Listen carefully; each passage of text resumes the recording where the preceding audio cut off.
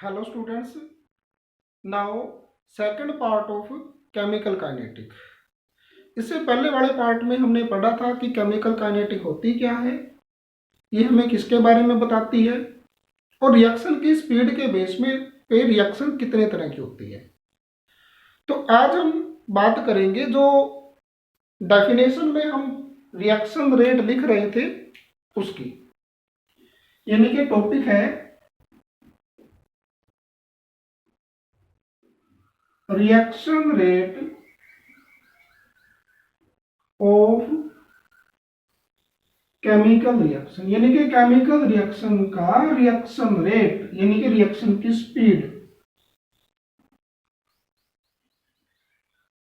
तो किसी chemical reaction की रिएक्शन रेट क्या होती है कि उस केमिकल रिएक्शन में, देखो किसी भी केमिकल रिएक्शन में दो चीजें होती है, एक रिएक्टेंट होता है और दूसरी साइड प्रोडक्ट होती है। जैसे जैसे रिएक्शन प्रोसीड करती है तो रिएक्टेंट का अमाउंट डिक्रीज होता है और प्रोडक्ट का अमाउंट बढ़ता है, क्योंकि प्रोडक्ट बढ़ेगा। यानी कि एक तरीके से हम ये बोलते हैं कि रिएक्टेंट की कंसंट्रेशन कम होती है और प्रोडक्ट की कंसंट्रेशन इंक्रीज होती है जैसे जैसे रिएक्शन प्रोसीड करती है। यानी कि रिएक्टेंट की कितनी कंसंट्रेशन डिक्रीज हुई, यानी कि डिक्रीज मतलब चेंज होना, और प्रोडक्ट की कितनी कंसंट्रेशन इंक्रीज हुई यानी कि कितनी चेंज हुई कितने टाइम में, वो होती है रिएक्शन रेट। यानी कि रिएक्शन रेट किसी भी रिएक्शन का क्या होता है कि उस रिएक्शन में रिएक्टेंट की या प्रोडक्ट की कितनी कंसंट्रेशन चेंज होती है और कितने टाइम में चेंज होती है। वो रिएक्टेंट की तो क्या करेगी, कंसंट्रेशन डिक्रीज यानी कि वो भी चेंज हो रही है, और प्रोडक्ट की क्या करेगी, इंक्रीज यानी कि वो भी चेंज हो रही है। तो यानी कि यहां पे हम लिखेंगे reaction rate of a chemical reaction क्या हुआ, reaction rate of a reaction may be defined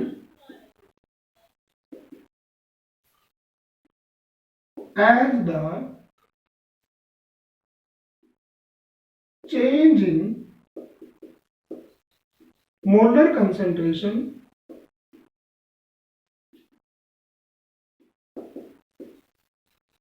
of reactant या फिर प्रोडक्ट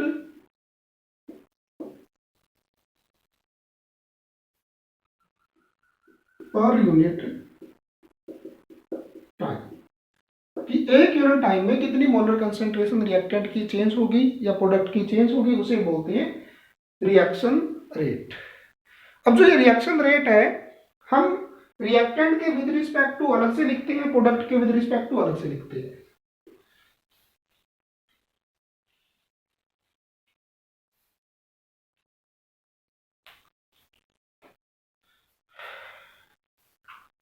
रिएक्शन रेट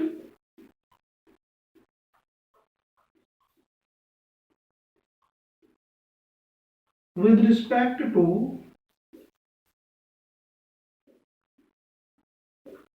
रिएक्टेंट, यहां पे सिर्फ बात करेंगे रिएक्टेंट की। इट मीन्स रिएक्टेंट की मोलर कंसेंट्रेशन क्या करेगी, टाइम के अकॉर्डिंग डिक्रीज करेगी। तो इट मीन्स ये होगा decrease in molar concentration of reactant per unit time. अगर इसको मैथमेटिकली लिखे हम तो reaction rate with respect to reactant क्या आएगा, रेशो ऑफ, ऊपर तो आ जाएगा decrease in molar concentration of reactant, नीचे आ जाएगा टाइम टेकन फॉर डिक्रीज, कितना टाइम लगा डिक्रीज होने में, उसे बोलते हैं reaction rate with respect to reactant. उसी तरीके से reaction rate with respect to product क्या आएगा। अब एक रिएक्शन के अंदर प्रोडक्ट की कंसंट्रेशन क्या करती है, इंक्रीज करती है, क्योंकि धीरे धीरे प्रोडक्ट बनेगा ही। तो यहां आ जाएगा ratio of increase in molar concentration of product divide by time taken for increase, कि प्रोडक्ट की मोलर कंसंट्रेशन इंक्रीज होने में कितना टाइम लगा। एक रिएक्शन ले लेते हैं, मान लो एक रिएक्शन है जिसमें R रिएक्टेंट है और P प्रोडक्ट है। तो रिएक्टेंट की मोलर जो रिएक्शन रेट आएगा विद रिस्पेक्ट टू रिएक्टेंट, यानी कि reaction rate with respect to reactant क्या आएगा, change in molar concentration of reactant, और चेंज को शो करते हैं डेल्टा से, मोलर कंसंट्रेशन को शो करते हैं स्क्वायर ब्रैकेट से, और किसकी मोलर कंसंट्रेशन ले रहे हैं, रिएक्टेंट की, divide by change in time, change in time. मैं यहाँ पे नेगेटिव साइन लगा रहा हूं और थोड़ी देर में आपको बताऊंगा कि ये नेगेटिव साइन क्यों लगाया है यहाँ पे। उसी तरीके से reaction rate with respect to product, ये आएगा delta P divide by delta T। Molar concentration को स्क्वायर ब्रैकेट से शो करते हैं, तो आपने इसको स्क्वायर ब्रैकेट में ही लिखना है। तो ये reaction rate with respect to reactant आया और ये प्रोडक्ट आया। अब करते हैं कि what is the significance of negative sign, किस नेगेटिव साइन का क्या सिग्निफिकेंस है यहाँ पे।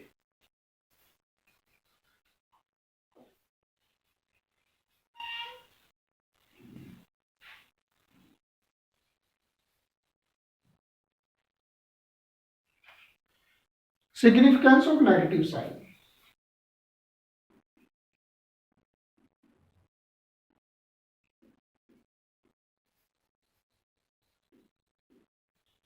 इंपॉर्टेंट टर्म है, अक्सर पूछी जाती है एग्जाम में। ये what is the significance of negative sign with respect to reactant के जो केस में लगाते हैं ये नेगेटिव, ये क्यों लगाते हैं।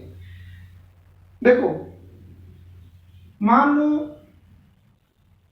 हमारे पास रिएक्टेंट है, ये रिएक्शन थी, इनिशियल कंसंट्रेशन थी रिएक्टेंट की मान लो 100,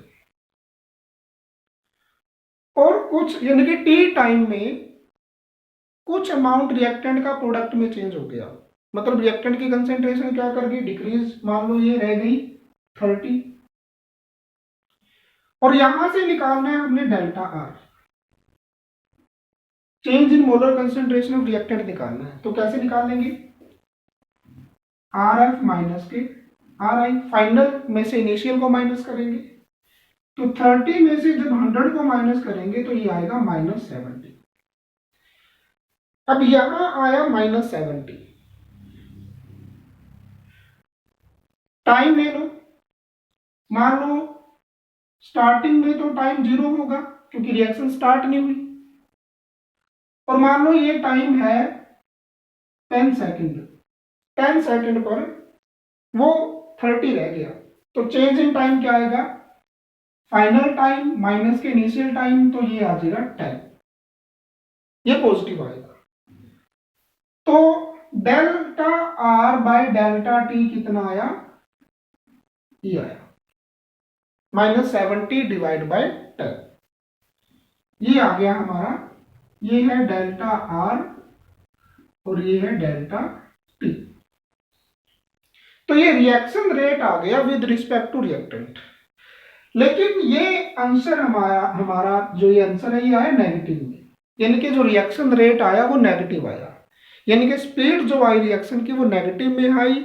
लेकिन रिएक्शन की स्पीड कभी नेगेटिव नहीं होती, इसीलिए इस नेगेटिव को पॉजिटिव बनाने के लिए ही हम क्या करेंगे, इसके आगे एक माइनस और लगा देंगे। इसलिए ये माइनस हमने लगाया है अपनी तरफ से। ये माइनस माइनस आपस में मल्टीप्लाई होके क्या हो जाएंगे, प्लस। समझ में आया? यानी कि ये नेगेटिव साइन क्यों लगाया, क्योंकि टाइम जैसे जैसे स्पेंड करेगा रिएक्टेंट की मोलर कंसंट्रेशन डिक्रीज करेगी और चेंज इन मोलर कंसंट्रेशन हो जाएगी नेगेटिव, जिसकी वजह से स्पीड यानी कि रेट ऑफ रिएक्शन भी नेगेटिव ही आएगा। लेकिन रेट ऑफ रिएक्शन यानी कि स्पीड ऑफ रिएक्शन कभी नेगेटिव नहीं होती, इसलिए उस नेगेटिव को ही पॉजिटिव बनाने के लिए हमने यहाँ पे इस टर्म के आगे नेगेटिव साइन अपनी तरफ से लगाया है। यहाँ कोई नेगेटिव लगाने की जरूरत नहीं, क्योंकि प्रोडक्ट की कंसंट्रेशन तो क्या करेगी, इंक्रीज करेगी। स्टार्टिंग में कम होगी, फाइनल में ज्यादा होगी, तो ज्यादा में से कम को माइनस करेंगे तो आंसर हमारा पॉजिटिव ही आएगा। तो इसलिए यहाँ कोई लगाने की जरूरत नहीं है नेगेटिव, ये आंसर हमारा पॉजिटिव ही आता है। लेकिन रिएक्टेंट के केस में चाहे रिएक्टेंट कितने भी हो, उन सभी के केसेस में हम नेगेटिव साइन लगाएंगे।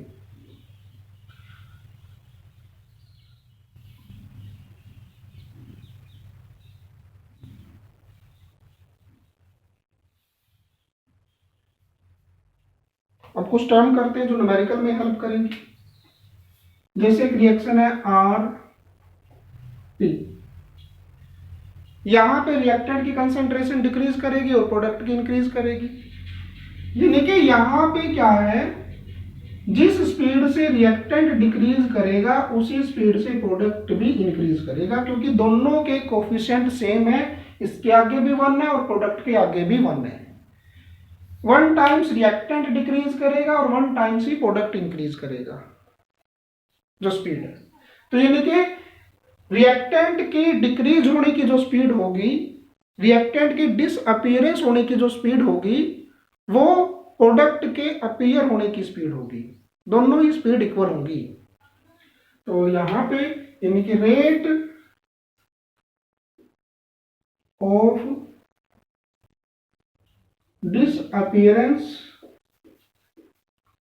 ऑफ रिएक्टेंट, जिस रेट से रिएक्टेंट डिसअपीयर हो रहा है उसी रेट से प्रोडक्ट भी तो अपीयर हो रहा है, क्योंकि आगे क्या है, 1 है। तो rate of appearance of product.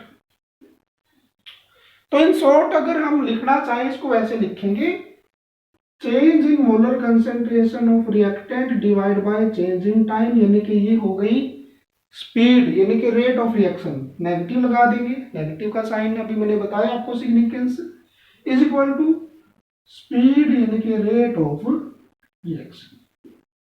तो rate of reaction with respect to reactant और rate of product with respect reaction with respect to product, दोनों ही रेट क्या होंगे, स्पीड क्या होंगी, बराबर होंगी। मान लो एक रिएक्शन ले ली ये, अब प्रोडक्ट के आगे 2 है, इसका मतलब है कि अब जो है स्पीड बराबर नहीं है। अब दोनों की स्पीड बराबर नहीं है, ये 1 टाइम्स डिक्रीज कर रहा है और ये 2 टाइम्स इंक्रीज कर रहा है। दोनों की स्पीड बराबर कब होगी, जब हम इसकी स्पीड को 2 से डिवाइड कर देंगे, क्योंकि इसकी 2 टाइम्स है और इसकी 1 टाइम्स है। इसकी स्पीड को जब 2 से डिवाइड करेंगे तभी तो इसकी स्पीड के इक्वल आएगी वो। यानी कि यहां पे क्या है, यहां पे है rate of disappearance of reactant is equal to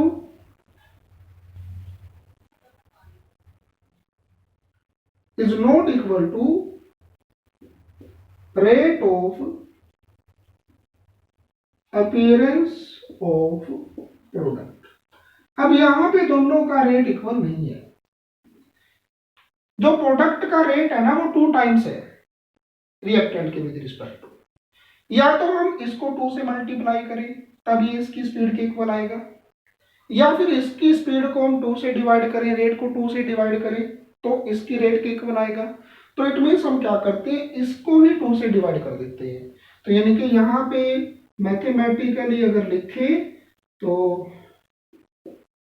speed with respect to reactant is equal to rate with respect to product. कब? जब इसकी स्पीड को हमने 2 से डिवाइड किया। प्रोडक्ट के रेट को जब 2 से डिवाइड किया तभी इक्वल होंगे ये, वरना इक्वल नहीं है। यहां 3 होता तो मतलब रेट ऑफ अपीयरेंस 3 टाइम्स होता, तो इसको बराबर करने के लिए हमें यहाँ पे 1/3 करना पड़ता। यहाँ 4 होता तो यहाँ क्या करना पड़ता, 1/4 करना पड़ता। तो इट मीन्स यहाँ से हमने एक कंक्लूजन निकाला कि जो कोफिशिएंट होता है ना उसको 1 में ले आओ, तब जाके रेट जो है दोनों साइड इक्वल हो जाएंगे। जो कोफिशिएंट होता है उसको 1 में ले आओ और तभी जाके दोनों साइड के रेट क्या होंगे, इक्वल होंगे। तो यानी कि एक जनरल रिएक्शन लेके देखते हैं।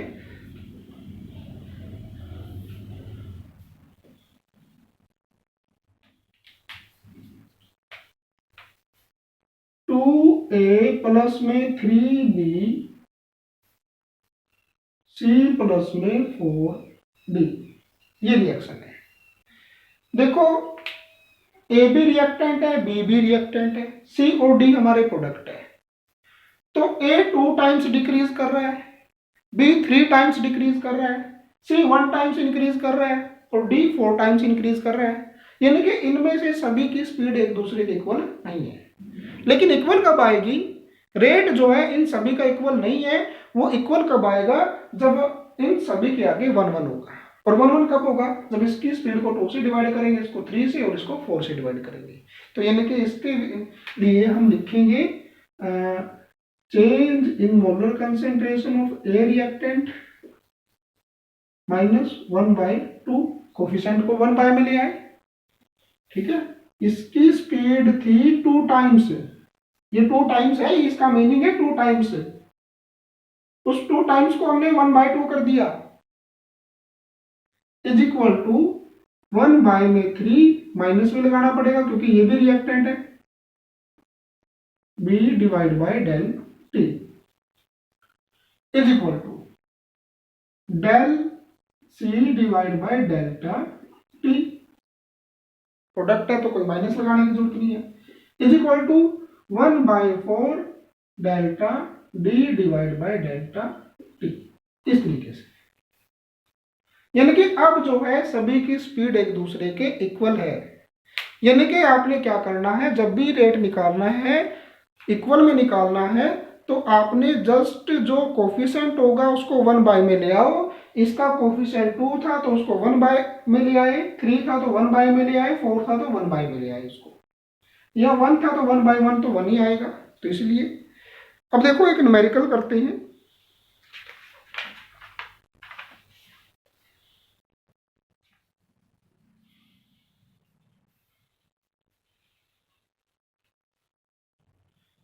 जैसे एक रिएक्शन है, द रिएक्शन 3A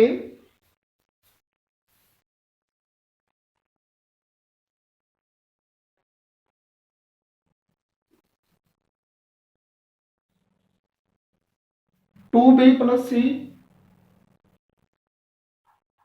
ये रिएक्शन है, is carried in a closed vessel, is carried in a closed vessel. The rate of disappearance of A. The rate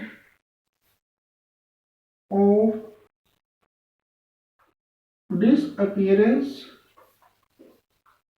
of A कितना है, 0.01 मोल per litre. 0.01 mole per litre per second.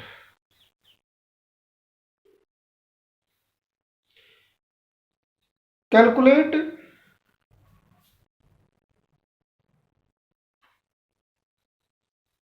rate of appearance of B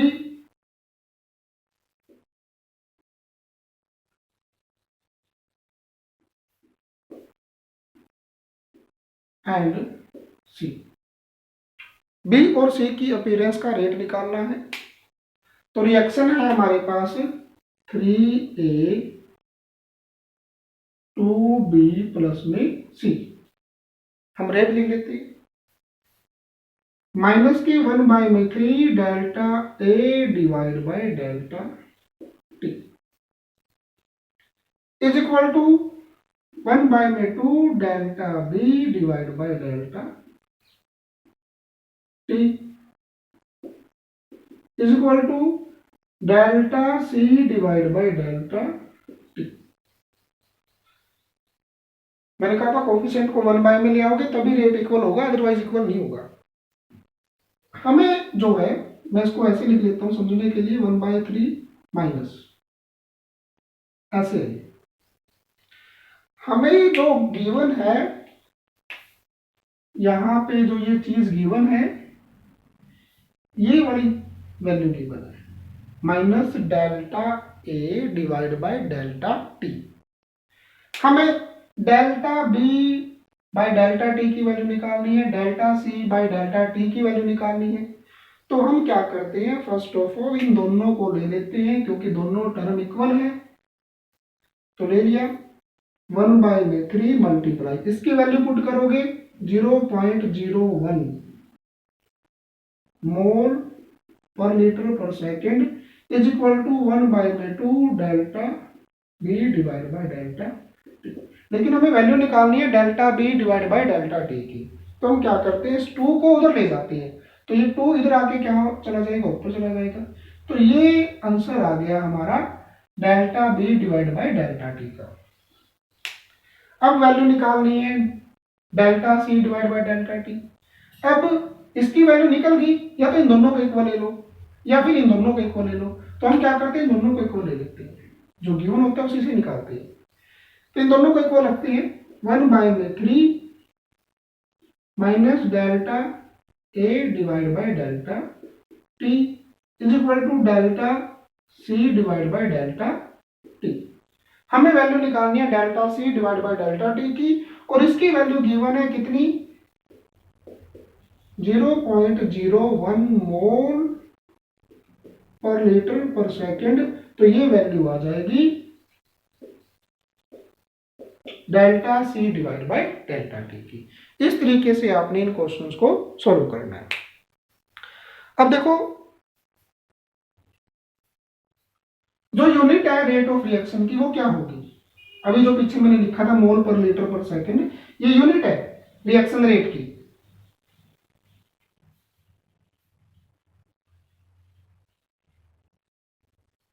unit of reaction rate,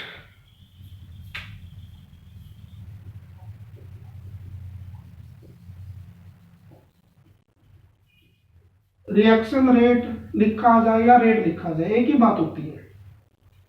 तो unit देखो इसकी क्या है, ऊपर क्या आता है, चेंज इन मोलर कंसेंट्रेशन, चाहे रिएक्टेंट की हो चाहे प्रोडक्ट की हो, डिवाइड बाय टाइम। ऊपर आता है change in molar concentration, molar concentration यानी कि मोलैरिटी, तो मोलर कंसेंट्रेशन की यूनिट क्या होगी, मोल पर लीटर, और नीचे क्या आता है टाइम, और टाइम की यूनिट क्या होती है, सेकंड। तो इस तरीके से हमारे पास रेट की या रिएक्शन रेट की यूनिट आ जाएगी मोल पर लीटर पर सेकंड। तो ये रिएक्शन रेट की यूनिट आ गई।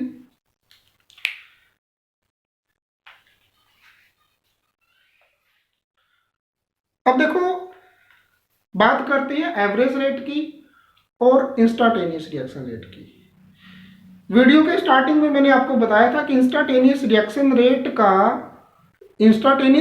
का रेट मेजर करना इम्पॉसिबल है, डिफिकल्ट है, क्योंकि वहाँ टाइम पीरियड नहीं मेजर कर पाते कि कितने टाइम में रिएक्शन कंप्लीट हुई, क्योंकि जैसे ही रिएक्टेंट को मिक्स करते थे उसी टाइम प्रोडक्ट में कन्वर्ट हो जाते थे वो। तो कुछ लेजर टेक्निक्स हैं जिनकी वजह से हम रिएक्शन के रेट को, यानी कि इंस्टेंटेनियस रिएक्शन के रेट को मेजर कर सकते हैं। कुछ लेजर जो आज की टेक्निक है उनसे, और ग्राफिकली भी मेजर कर सकते हैं। तो अब हम एक ग्राफिकली देखते हैं कि कैसे हम मेजर करते हैं इनको। टॉपिक है average rate, average reaction rate.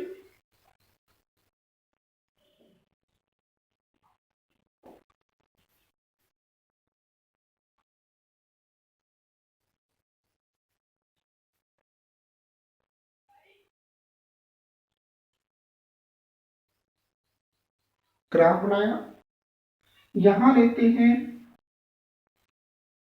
Molar concentration of reactant, यानी कि हम इसको ऐसे भी दिखा देते हैं, मोलर कंसेंट्रेशन ऑफ रिएक्टेंट।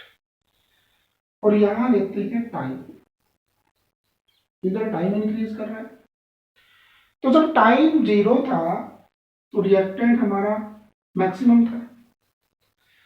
तो सपोज किया हमने कि एट टाइम t1 रिएक्टेंट है x1, यानी कि t1 टाइम पर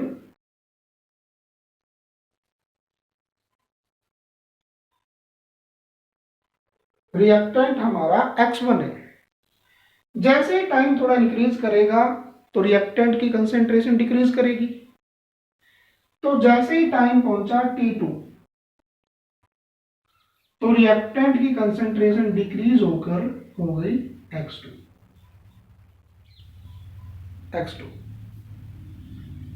तो ये कंसेंट्रेशन है with respect to time t को। तो यानी कि with respect to reactant graph कैसा बनेगा, इस तरीके का बनेगा, डिक्रीजिंग में।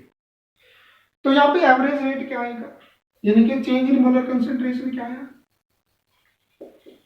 Change in molar concentration.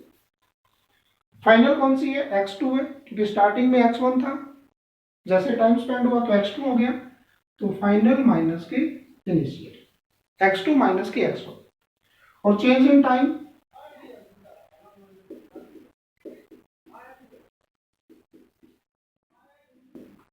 t2 minus के t1। तो यहां से रिएक्शन रेट क्या हुआ, एवरेज रेट क्या हुआ,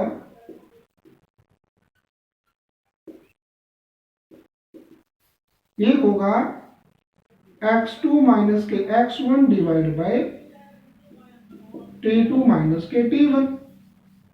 लेकिन ये वैल्यू आएगी नेगेटिव, क्योंकि x2 छोटा है x1 बड़ा, तो इसलिए इसके आगे क्या लगाना पड़ेगा, माइनस, यानी कि ये आ गया del x divide by del t। तो यानी कि जो reaction rate with respect to reactant की डेफिनेशन है वही एवरेज रेट की बनेगी, क्योंकि स्टार्टिंग में हमारे पास सिर्फ रिएक्टेंट होगा, प्रोडक्ट नहीं होगा। तो रिएक्शन का जो रेट निकलेगा वो स्टार्टिंग में वो रिएक्टेंट के विद रिस्पेक्ट टू ही निकलेगा, इसलिए मैंने यहाँ पे सिर्फ रिएक्टेंट लिया। तो यानी कि del X divide by del T, यानी कि माइनस के साथ आ गया। तो ये हमारा एवरेज रेट है इस ग्राफ के साथ।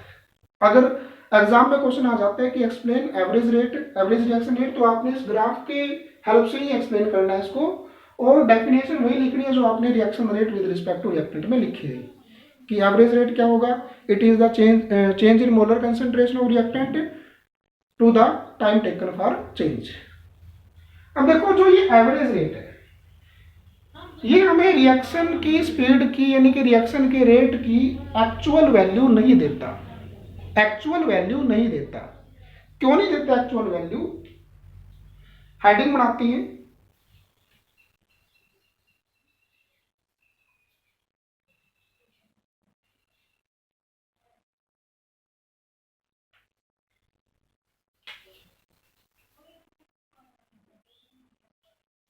average rate does not give true value of reaction rate। इसका रीजन ये है कि सपोज करो ये जो कंसेंट्रेशन डिक्रीज हुई है वो है 30, 30 यूनिट, और कितने टाइम में डिक्रीज हुई है? 5 सेकंड में। और अगले 5 सेकंड में क्या पता ये 20 डिक्रीज हो, क्या पता ये 70 डिक्रीज हो, 70 यूनिट। तो किसी दो सेम टाइम इंटरवल में जो रिएक्टेंट की कंसेंट्रेशन डिक्रीज होती है वो सेम नहीं होती। मैंने दो टाइम इंटरवल ले लिए, दोनों सेम लिए, 5 सेकंड 5 सेकंड। पहले 5 सेकंड में रिएक्टेंट की कंसेंट्रेशन डिक्रीज हुई 30 यूनिट, क्या पता अगले 5 सेकंड में वो 20 डिक्रीज हो, क्या पता 40 डिक्रीज हो। तो यानी कि ये चीजें जो है इस तरीके से हम ये नहीं बता सकते कि सिर्फ यही 30 कंसंट्रेशन इन 5 मिनट ये इस रिएक्शन की स्पीड है, ये नहीं बता सकते हम। क्या पता अगले 5 मिनट में 20 डिक्रीज हो जाए, क्या पता अगले 5 मिनट में ये 40 डिक्रीज हो जाए। तो कहने का मतलब ये है कि हम जस्ट ये चीज कंसीडर करके x2 माइनस के x1 कंसीडर करके हम रिएक्शन के रेट को नहीं बता सकते, क्योंकि आगे जो आएगा x2 और x3 जो आएगा आगे x3 माइनस के x2 करेंगे तो वो क्या पता 20 आ जाए, क्या पता 40 आ जाए। तो यानी कि इसका रीजन है because change in molar concentration for any two same time interval may not be same नहीं हो सकता। इसीलिए एवरेज रेट जो है रिएक्शन रेट की ट्रू वैल्यू हमें नहीं देता। अब बात करते हैं इंस्टेंटेनियस रेट की।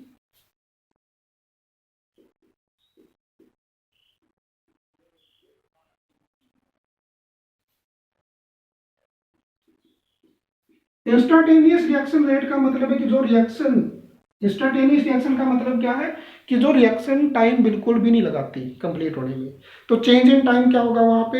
अप्रोक्सीमेट 0 होगा। तो यानी कि हम क्या करते हैं, एवरेज रेट पर लिमिट लगा देते हैं, डेल्टा टी अप्रोचेस टू 0, तो वो बन जाती है इंस्टेंटेनियस रिएक्शन रेट। यानी कि इट इज द, ये एवरेज रेट ही होता है, एक तरीके का एवरेज रेट होता है, लेकिन कब? When delta T approaches to 0, यानी कि जब चेंज इन टाइम 0 होगा, 0 के लगभग होगा, तो उस टाइम के रिएक्शन रेट को क्या बोलेंगे? Instantaneous reaction rate. क्योंकि डेल्टा टी का मतलब क्या है? टाइम बिल्कुल भी नहीं ले रही। तो यानी कि यहां से एवरेज रेट था, एवरेज रेट था del X divide by del T minus के। तो अगर हम इस पे लिमिट लगा दें तो ये इंस्टेंटेनियस रेट बन जाएगा R instantaneous, R I N S क्या आएगा? Limit delta T approaches to 0 minus के del R divide by del T, ये आ गया। और जब डेल्टा पे लिमिट लग जाती है तो डेल्टा डी में चेंज हो जाता है। तो यानी कि यहां से आ जाएगा ये D divide bye D T, D x divide bye D T.